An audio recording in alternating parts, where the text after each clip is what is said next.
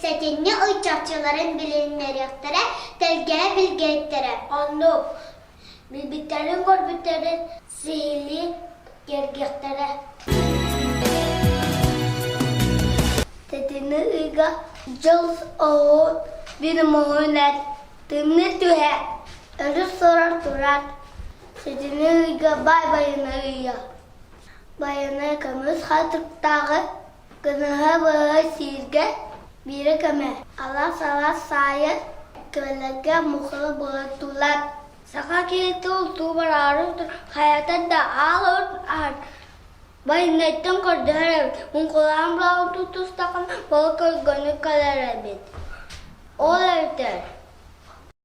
Köyçü bu vasıla, tutunlukta, haydari yiyor sokta, loğu sırası sokta.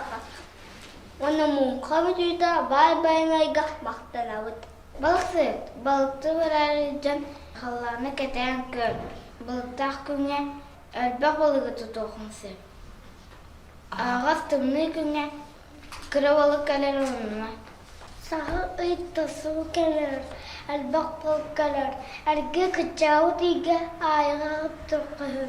Balık sırda yiyor, balıkın şirbitin balık ahı ediyorma. Göl içinde öğürgenen kara balık yerin. Bay bayına ne çıkıyor?